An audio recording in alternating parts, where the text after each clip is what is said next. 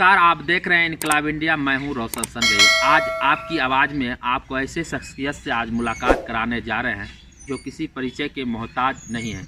Power sector में एक company है एनटीपीसी, उनके बड़े पदाधिकारी हैं श्री राम कुमार चौधरी जी से जानते हैं उन्हीं से। सर पहले तो आपका स्वागत है। धन्यवाद। सर अभी आप किस पोस्ट पे हैं? मैं अभी एनटीपीसी लिमिटेड में अपर महाप्रबंधक के पद पे हूँ। मैं विगत 32 साल से इस पावर इंडस्ट्री में विभिन्न पदों पे विभिन्न क्षेत्रों में काम कर रहा हूँ। सर आप ग्रामीण स्तर से आज इस ऊंचाई पे पहुँचे हैं। हर यूथ का सपना होता है कि हम भी वहाँ पहुँचे। आप यूथ को लिए क्या प्रक्रिया है एनटीपीसी में जाने के लिए? सर एनटीपीसी में अभी जो प्रक्रिया है सिर्फ इंजीनियर या अफसर लेवल पे ही लेने का प्रक्रिया है। इसमें इंजीनियर लेवल पे लेने के लिए एक जब बीटेक या बीई करते हैं तो उसमें गेट का परीक्षा होता है, graduate aptitude test in engineering. GATE का स्कोर सही होने पे एनटीपीसी में अप्लाई करने का मौका मिलता है। सही मतलब 90 परसेंटाइल या कभी 85 परसेंटाइल, निर्भर करता है कि कितना परसेंटाइल के ऊपर कितने लोग हैं, और इसके आधार पे बुलाया जाता है इंटरव्यू कॉल के। एक माध्यम ये है जो कि डायरेक्ट कॉलेज से निकले हुए विद्यार्थी को हम नौकरी देते हैं और उसको हम रिटर्न परीक्षा लेते हैं। रिटर्न परीक्षा में यदि उत्तीर्ण हो गए फिर हम उसका इंटरव्यू लेते हैं एक पैनल के द्वारा, और उसके बाद जो उपयुक्त कैंडिडेट रहता है उसको हम लोग बहाल करते हैं। हम लोग हर साल जो है करीब 800 से 900 नए कर्मचारी को मौका देते हैं। और गेट प्लस आप जो डायरेक्ट, हाँ, गेट प्लस लेटरल एंट्री हम लोग बोलते हैं, जो बाहर से जिसका अनुभव के आधार पे हम लोग लेते हैं। सर जिस तरह आप ग्रामीण स्तर से एक ऊंचाई पे पहुंचे हैं, कृपया हमारे श्रोताओं को बताएं किस तरह संघर्ष करके आप इस ऊंचाई पे पहुंचे हैं। क्योंकि कहा जाता है किसी का गॉड फादर रहता है, जो कि आप जिस स्तर से वहाँ गॉड फादर नहीं था, तो वो आप अपने मेहनत के बल पे ऊपर गए।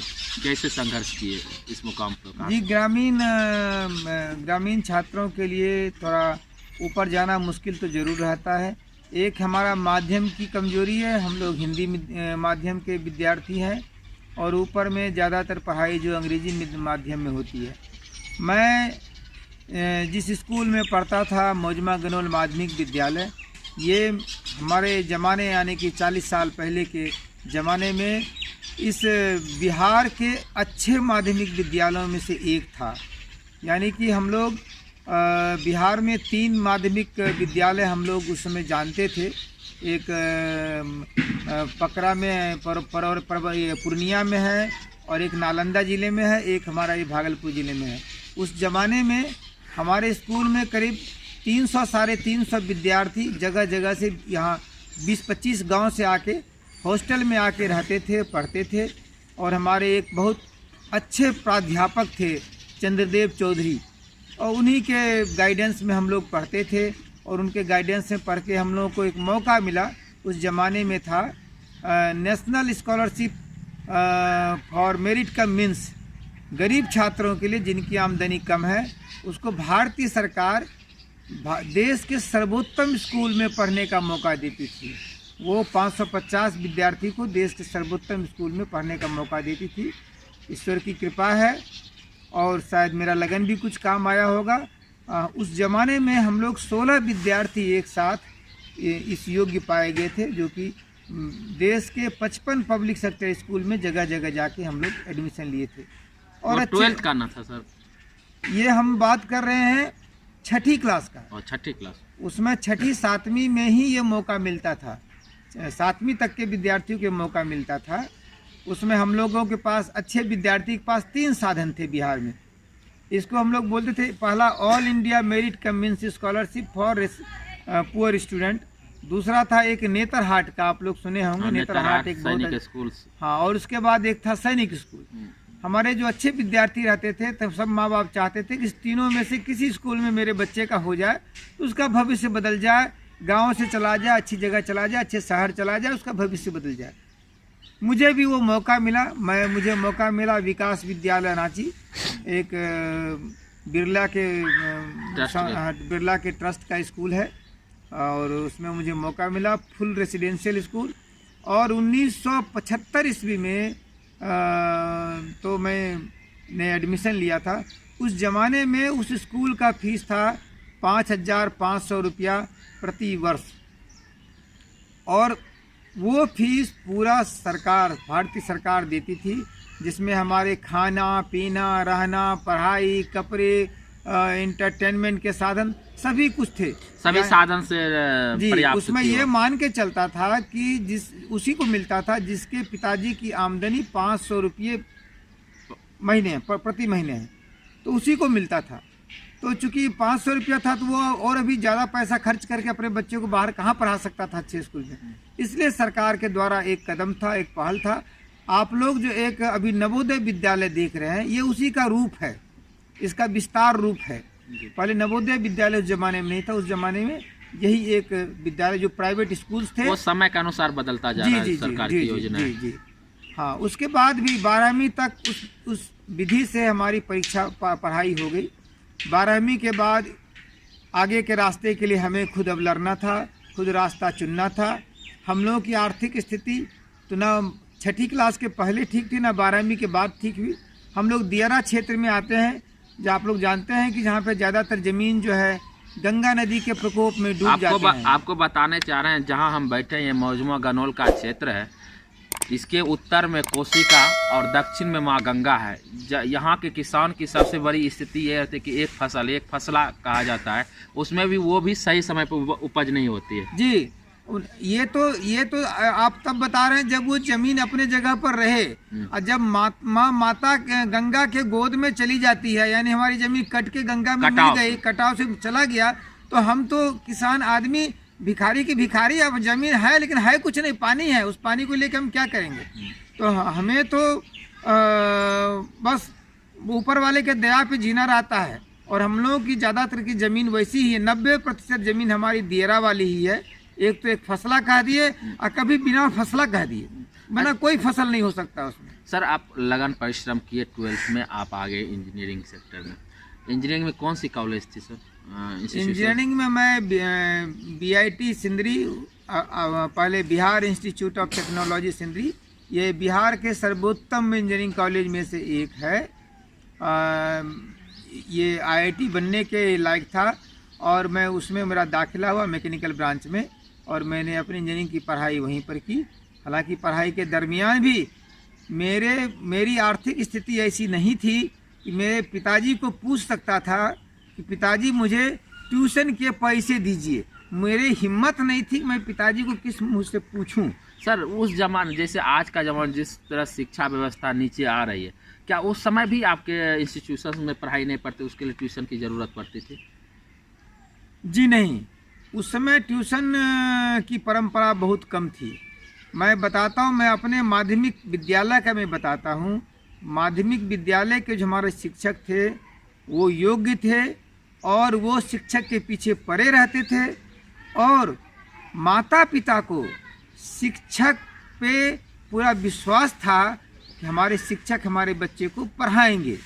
यदि मेरे पिताजी, मैं अपना व्यक्तिगत बताता हूँ, मेरे पिताजी यदि सुन लेते थे कभी कि आज इसे किसी गलती के लिए टीचर ने सजा दी है, 2 डंडे पिटाई की है, तो मुझे पता रहता था कि मुझे घर जाके 4 डंडे मिलेंगे।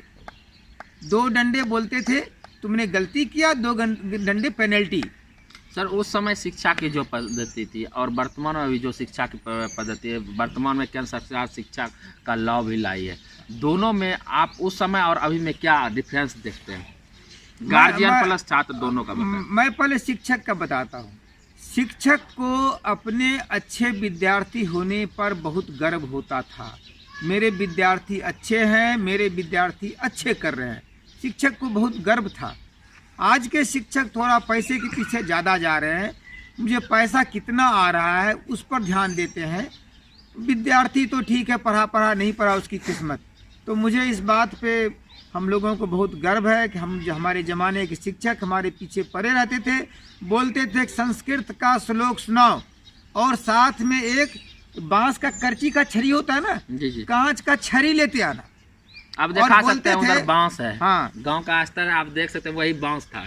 वो बोलते थे कि आंख बंद करके और हाथ आगे करके संस्कृत का श्लोक पढ़ो, जहां गलती हुआ तो परा उस पे छरी।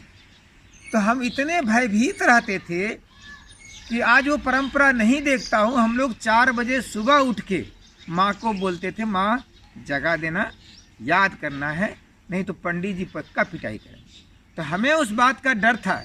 ये तो मैं बता रहा हूँ, आप कहेंगे कि आप तो अच्छे विद्यार्थी थे, हो सकता है आपको ज़्यादा भगवान ने ज्ञान दे दिया होगा ये सब चीज़ सोचने का। मैं दूसरे का मैं बताता हूँ।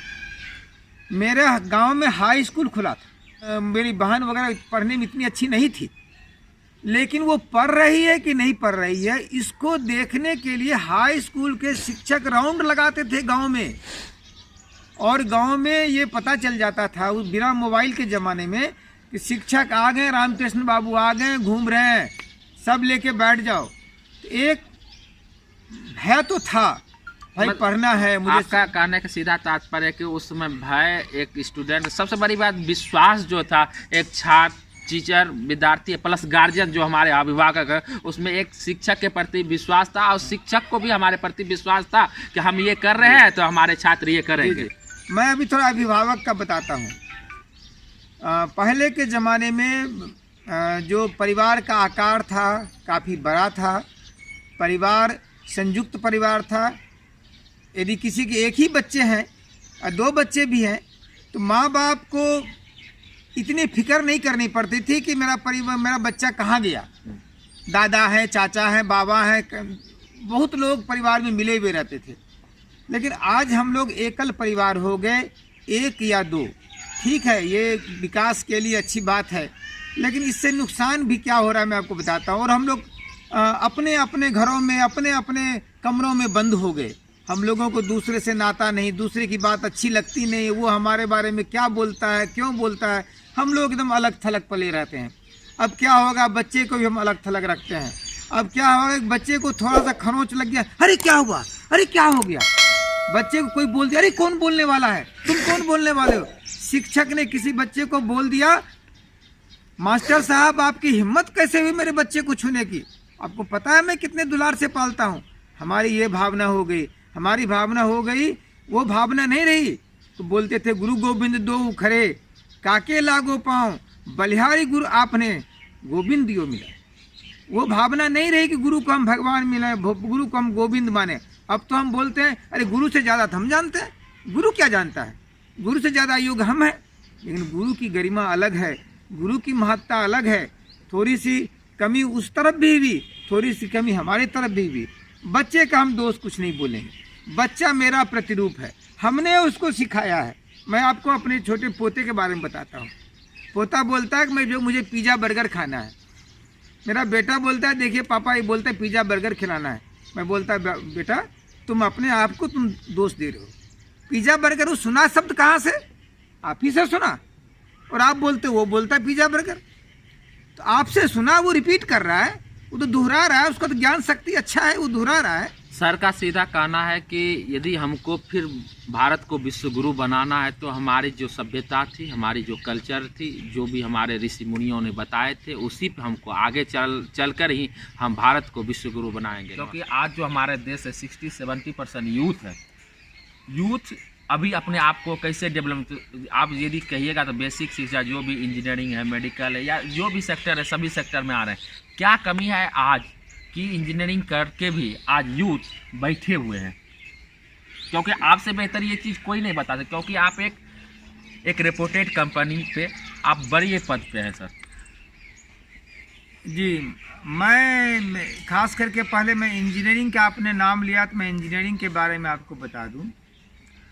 इंजीनियरिंग कॉलेज की संख्या इतनी ज़्यादा बढ़ गई है और इंजीनियरिंग के विद्यार्थी इतने ज़्यादा उत्तीर्ण होकर निकल रहे हैं। मैं तो उत्तीर्णों की संख्या में बता रहा हूँ, इतने ज़्यादा उत्तीर्ण होकर निकल रहे हैं कि जितने ज़्यादा कि हमारे देश में जो इंफ्रास्ट्रक्चर है उसके लिए ज़रूरत अभी नहीं है।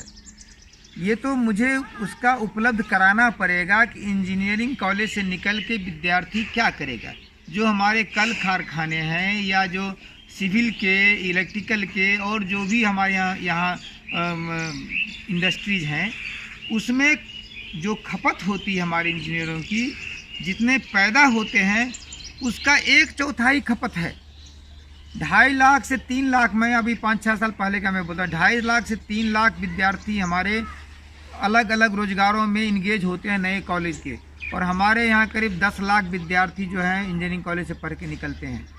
तो इंजीनियरिंग जो पहले हम लोग भी अपने ज़माने में सुनते थे कि पढ़ के क्या करेगा, इंजीनियर बनेगा, डॉक्टर बनेगा। हाँ, जिस तरह उस समय स्कोप था कि देखिए फलाना का बेटा इंजीनियर है, आज ये कमा रहा है। यदि हम अपने पर, लेकिन अभी के समय में हम यदि बीटेक किए हुए हैं तो हमको उस उपलब्धि को हम नहीं प्राप्त कर रहे हैं। इसका क्या? जी, इसीलिए क्योंकि जगह बहुत कम है। दूसरी बात, जो पहले उद्योग धंधे कॉलेज से निकले हुए इंजीनियर को अपने रोल पर रखते थे, अभी वो परिपाटी बदल गई। अभी कॉमर्शियलाइजेशन ज़्यादा हो गया, हमें अपने उद्योग धंधे को अधिक फायदे में दिखाना रहता है, तो हम कर्मचारी को अधिक तनख्वाह नहीं दे सकते हैं। तो सभी उद्योग धंधे ने ये शुरू कर दिया कि हम कर्मचारी को, इंजीनियर को अपने रोल पर क्यों बहाल करें, क्यों नहीं हम ठेका दे दें। हम अपने रोल पे बहाल करते हैं तो हमें उसे तनख्वाह, मोटी तनख्वाह देना पड़ता है, 50,000 60,000 रुपया महीना देना पड़ता है, फिर उसका घर का देना पड़ता है, दवा दारू देना पड़ता है, दुनिया भर का केयर करता है। और मैं देखता हूँ कि इतने ज़्यादा इंजीनियर उपलब्ध हैं कि 20,000 रुपया में बिना कुछ दिए मेरा वो काम कर देगा। तो सभी को अभी फ़ायदा चाहिए, सभी को अभी फ़ायदा दिखाने के लिए कम से कम खर्चा चाहिए। तो कम से कम खर्चा दिखाने के लिए वो कॉन्ट्रैक्ट, जो निबंध वाली बात कहते हैं, हम लोग उस विधि में चले गए। आप देखते होंगे रेलवे हो गया, रोड हो गया, सभी जगह उस प्रणाली में चले गए। इसलिए हालांकि कर्मचारी तो लग रहे हैं, लेकिन नियमित कर्मचारी नहीं लग रहे हैं, ठेके पे कर्मचारी लग रहे हैं। इसलिए नियमित कर्मचारियों की संख्या घट गई, जिसके कारण कि हम जो बोलते हैं, जो उस समय चार्म था इंजीनियर का कि नियमित लोग को रोजगार मिलता था, रेगुलर रोल पर रोजगार मिलता था, अब वो रोजगार लोगों को नहीं मिलता है।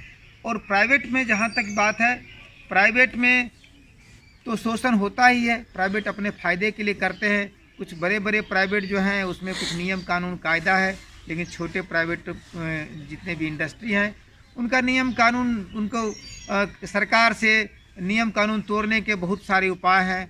इम्प्रूवमेंट अपने आप को कैसे करेगा सर? इम्प्रूवमेंट करने के लिए मैं थोड़ा सा यूथ से पहले का बात मैं बता दूं, ये मैं सरकार, समाज, सभी के लिए मैं बता रहा हूँ कि आने वाले दिनों में हमें बच्चे को सरकारी नौकरी मिले इस भरोसे आगे बढ़ाने के बारे में ज्ञान नहीं देना है। हमें देना है कि तुम योग्य बनो, वोकेशनल ट्रेनिंग करो, तुम्हें कुछ करने का, सीखने का हुनर हो। वो कोई भी चीज़ हो सकता है, संगीत हो सकता है, खेल कूद हो सकता है, नाच गाना हो सकता है, वार्तालाप हो सकता है, मीडिया हो सकता है, कोई चीज़ का संचालन हो सकता है। बहुत सारे आयाम हैं। अभी तो हम लोग जानते हैं कि आयामों की कमी नहीं है। इंजीनियर जो हम लोग पहले बोलते थे, और गाना भी आप लोग सुनते हैं, बेटा हम बड़ा नाम बनेगा, इंजीनियर का काम करेगा। तो उदित नारायण जी का लिखा। हाँ, उस जमाने में शायद ये लगता होगा कि इंजीनियर होना ही बहुत बड़ा बात है। इंजीनियर होना एक आयाम है, इसके अलावा बहुत सारे व्यवधान हैं। आपकी एंट्री है सीधा कि किसी भी जॉब के लिए आप अप्लाइड है, जिस तरह आप मैट्रिक कर दिए तो आप अगले के लिए किसी के लिए। और आप इंजीनियर बन के भी ऐसा नहीं कि इंजीनियर को नौकरी नहीं मिल रही। मेरा कहना है कि इतनी ज़्यादा स्कोप कम हो गए और छात्र इतने बढ़ गए। अब देखिए हमारे ज़माने में कभी 4 IIT हुआ करता था, 5 IIT हो गया, अब शायद 20 IIT है। अब क्या 20 गुना हो गया इंजीनियर की ज़रूरत। और फिर इसी तरह से NIT बढ़ गए, इतने ज़्यादा बढ़ गए अब नहीं, मैंने कि बाजार की बेसिक व्यवस्था भी बढ़ी हम और आपकी जो बेसिक ज़रूरतें बढ़ी, इस कारण से इस चीज़ का वृद्धि करना पड़ा। जी जी, ये भी ज़रूरत है, ये भी ज़रूरत है। हमारी मांग है कि हमको ये प्रोडक्ट चाहिए, क्योंकि हम अभी जहाँ है ग्रामीण स्तर पे, उस समय हम ग्रामीण तरह से जीते थे। आज जो हम मॉडर्नाइजेशन के रूप में जा रहे हैं, पहले मॉडर्नाइजेशन जो चीज़ हमको जरूरत है उसके लिए इंजीनियरिंग या मैन्युफैक्चरिंग कंपनी जो भी चीज़ उस चीज़ की ज़रूरत पड़ेगी। इस कारण बढ़ रहा है एम्प्लॉय, मतलब जितने भी इंस्टीट्यूशन है। नहीं, इंस्टीट्यूशन तो बढ़ रहे हैं, लेकिन कर्मचारियों की संख्या जो पहले रहती थी वैसे अभी पहले नहीं रहती है। मैं अपना एक उदाहरण अपने कंपनी का मैं बता दूँ। मैं एनटीपीसी पावर कंपनी में 1988 में ज्वाइन किया था। उस समय हमारे कंपनी की उत्पादन क्षमता मात्र 4000 मेगावाट थी। आज भी हमारे कर्मचारियों की संख्या 19,000 है और हमारी क्षमता जो हो गई 64,000 मेगावाट हो गई। हम बढ़ गए 16 गुना, कर्मचारी रह गए उतने। यानी कि जो पहले 16 कर्मचारी करते थे जहाँ पर, अब वहाँ पर एक कर्मचारी काम करेगा, तो 16 गुना कम हो गया। मैं 88 में थे तो 88 10 20 30 32 साल में 16 गुना कम हो गया। जनसंख्या कितनी गुनी बढ़ गई आप जानते हैं? इंजीनियरिंग के विद्यार्थी कितने गुने बढ़ गए और हमारी मांग इतनी कम रह गई। ये मैं चूँकि इसमें काम करता हूँ इसलिए मुझे कितने कर्मचारी हैं उसका डाटा याद है। इसी तरह से जितने भी पब्लिक सेक्टर हैं, जितने भी प्राइवेट सेक्टर हैं, सभी आदमियों की संख्या कम कर दिए। तकनीकी के कारण भी आदमियों की संख्या कम हुई है। तकनीकी मतलब अब पेपरलेस जॉब हो गया, हर जगह डिजिटल में जाने लगे। अब जो कागज़ लेके इधर से उधर जाते थे, कहीं कोई ज़रूरत नहीं है।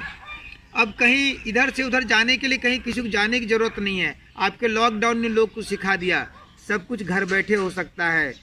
गूगल पे, MS टीम पे आप इकट्ठा होके मीटिंग कर सकते हैं, सब कुछ कर सकते हैं। कर्मचारियों की संख्या घटने में इसका भी बहुत योगदान है, क्योंकि हम लोग डिजिटल की तरफ चले गए तो कर्मचारियों की संख्या घट गई है। सर, यूथ को क्या मैसेज देना था कंक्लूजन? यूथ को हम ये मैसेज देना चाहते हैं कि आपको अपने को तैयार करना है अपनी जवाबदेही लेने के लिए। अपनी जवाबदेही आगे आपको क्या करना है। नौकरी हो सकता है कि आपको जगह ना मिले, क्योंकि नौकरियों की संख्या कम है। आपको जगह हो सकता है नहीं मिले। आपको अल्टरनेटिव रोजगार के बारे में सोचना है। आप स्वयं रोजगार और सरकार की बहुत सारी व्यवस्था है, आप लोग जानते हैं। क्या बोलते हैं उसको? जैम नहीं, वो जो न्यू इनिशिएटिव जो बोलते हैं, न्यू मेक इन इंडिया हो गया। और इनिशिएटिव वाली काम करते हैं ना, कि सेल्फ एम्प्लॉयमेंट, जिसके लिए लोन मिलता है, कर्ज मिलता है।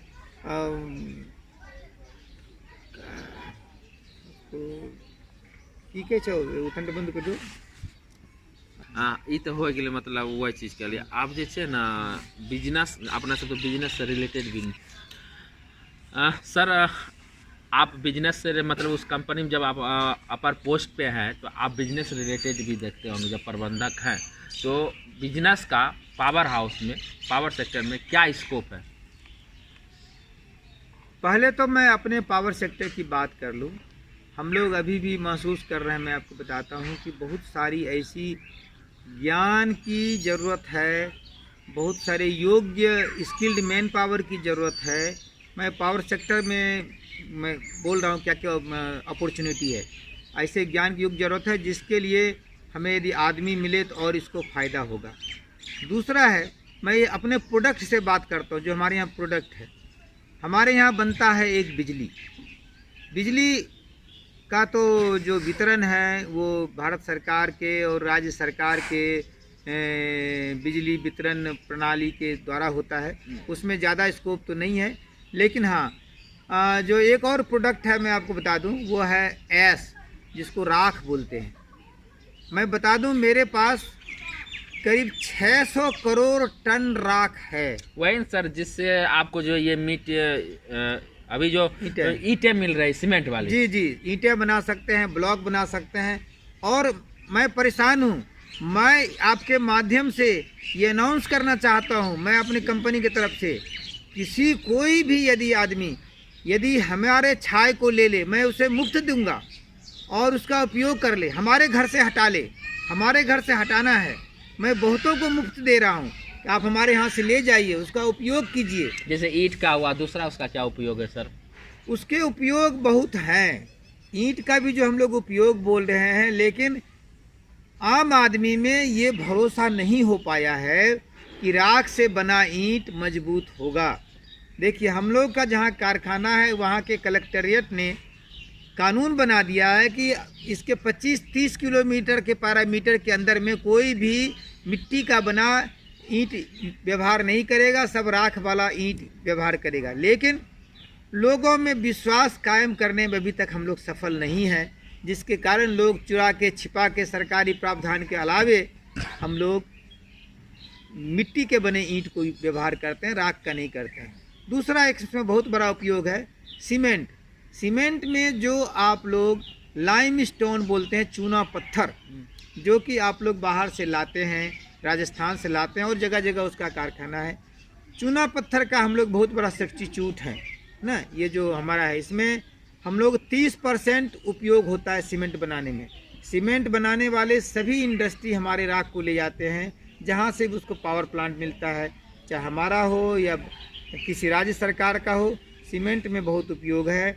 इसका उपयोग है कंक्रीट बनाने में, इसका उपयोग है कंक्रीट का एग्रीगेट बनाने में हो गया, इसका उपयोग है कहीं कहीं हम लोग बालू के रूप में भी यूज करते हैं, बालू के रूप में भी हम लोग उसका प्रयोग करते हैं, क्योंकि इसमें पानी को सोखने की क्षमता बहुत रहती है। घर में जैसे दीवार सब देते हैं तो आप हाँ, हम लोग जो यहाँ पर आप 1:2:4 देते हैं ना सीमेंट, एक सीमेंट, 2 गिट्टी और 4 बालू देते हैं, तो हम बोलते हैं क्या, आधा सीमेंट कर दो, 2 गिट्टी कर दो और 4 के बदले हम 5 कर दो, 6 कर दो, है ना, और हमारे उस राख से उपयोग होता है। अच्छा सर, हम कांटेक्ट कैसे करें यदि हमको लेना पड़े तो? देखिए, इसमें आप NTPC यूटिलाइजेशन एक वेबसाइट है, NTPC में एस की बिक्री, एस सेल एक वेबसाइट है। आप अभी आप गूगल में देखिएगा, आपको NTPC की तमाम बहुत साइटें मिल जाएगी, जहां से आपको कॉन्टैक्ट नंबर मिल जाएगा, किसको संपर्क करें। व्यक्तिगत रूप से मैं बता सकता हूं, आप मुझे संपर्क कर सकते हैं, मुझे भी खुशी होगी। मैं यदि कंपनी के इस समस्या में आप कहीं भी सहायता दे सकते हैं सर? ऑल इंडिया में मैं कहीं भी सहायता दे सकता हूं। अभी व्यक्तिगत रूप से मैं कंपनी के कॉरपोरेट ऑफिस में हूं, जो हेड ऑफिस है उसके हेड ऑफिस के ऑपरेशन सर्विसेज में हूं, जहां से मेरी पहुंच कंपनी के सभी प्रोजेक्टों में है और मैं खास करके इसी काम को देख रहा हूं। और मुझे जो कंपनी के सबसे बड़े अधिकारी हैं, मुझे यही जिम्मेदारी दी गई है, आपको राख यूज करना है, हम ज़मीन पे राख नहीं रखेंगे, आप राख अपने देश में यूज करो, विदेशों में यूज करो, ये जिम्मेवारी हम लोगों को दी गई है। हम लोग इस काम में लगे हुए हैं, तरह तरह विभिन्न प्रकार से लगे हुए हैं। तो एक मैं बताया कि हमारे यहाँ एक प्रोडक्ट है राख, जिसका कि आप बिजनेस में यूज कर सकते हैं। ये खेतों में भी यूज होता है।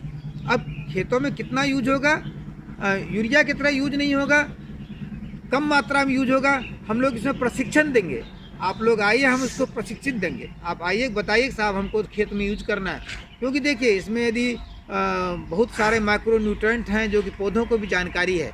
हाँ, हालांकि यदि बहुत ज़्यादा राख दे देंगे तो हो सकता है ख़राब हो जाएगा उसका फसल। सर, दूसरी कुछ और सहायता आप NTPC के द्वारा, कोई भी NGO संस्था के द्वारा कुछ करते हैं तो हमारे श्रोताओं? जी, सभी NGO सहायता, एक तो हम लोग तो आप हेल्प ग्रामीण स्तर पे करते हैं। पहली जिम्मेवारी तो हमारी है कि हम जिनके भू पर, ज़मीन पर अपना कारखाना बनाए हैं, उनका सेवा देना। क्योंकि उनके कारण हम पले बढ़े हैं, तो हमारी जिम्मेवारी पहली उसकी है। तो हम जो ज़मीन जिनका खोया है उनको हम लोग मदद करते हैं, पहली बात। दूसरा, हमारे कारखाने के चारों तरफ 10-20 गांव चारों तरफ जितने भी सहायता की ज़रूरत होती है, जैसे कोई स्कूल खोलना हो, कोई पंचायत भवन खोलना हो, कहीं कोई चापाकल खोलना हो, कहीं कोई टंकी खोलना हो, हम लोगों का एक आप लोग सुने होंगे CSR, ये हमारी जिम्मेवारी दी गई है भारत सरकार से कि कंबाइंड सोशल रिस्पॉन्सिबिलिटी, हमारी जवाबदेही है कि हम चूँकि इस धरती से धन कमा रहे हैं, इस धरती को सेवा दे रहे हैं, इस धरती में हम कुछ काम कर रहे हैं, उपयोग कर रहे हैं, हमको इस धरती के आसपास रहने वाले लोगों का भी सेवा करना है। हम लोग जा के मेडिकल चिकित्सा सुविधा उपलब्ध कराते हैं। कहीं कोई विपदा होने पे, सर्दी हो, यदि ज़रूरत पड़े, हमारे श्रोता दर्शकों को ज़रूरत पड़े कहीं, तो हम कांटेक्ट कर सकते हैं। यदि आपको वही आप बोले 10-20 किलोमीटर या कहीं और के लिए, क्योंकि आप यहाँ आके कैंप लगाएं, आप इसके लिए भी मैं यदि बताया आपको CSR NTPC गूगल पे आप टाइप करेंगे, आपको संपर्क नंबर मिल जाएगा। सर लास्ट में आप पहले तो आप जुड़े, इसके लिए शुक्रिया। लास्ट में हमारे श्रोताओं से क्या कहना चाहते हैं सर? श्रोताओं से कहना है कि आजकल जो सुन रहे हैं लोग, निगेटिव न्यूज़ लोगों को नाउम्मीदी का न्यूज़ फैलाते रहते हैं। नाउम्मीदी का न्यूज़ नहीं फैलाएं, उम्मीदी का न्यूज़ फैलाएं। पॉजिटिव सोचें। उम्मीदें बहुत है, समस्याएं ज़रूर बढ़ गई हैं, उम्मीदें ज़रूर है। हम लोग मिल बैठ के सोचें कि करना क्या है, ज़रूर रास्ता निकलेगा। सभी चीज़ का रास्ता है और हम लोग इसमें लगे रहेंगे तो जो नाउम्मीदी है वो उम्मीद में बदलेगा और हम लोग सफल होंगे। जितनी भी समस्याएं हैं, बहुत तरह की समस्याएं हैं, पर्यावरण की समस्याएं, बेरोजगारी की समस्याएं, ये सब धीरे धीरे होगा, ज़रूर हल होगा। सबने किया है, हम भी करेंगे। सर हमसे जुड़ने के लिए आपको शुक्रिया और इनकलाब इंडिया की ओर से आपके अग्रिम भविष्य की शुभकामनाएं। आप देख रहे थे इनकलाब इंडिया, मैं हूँ रोशन सरगई।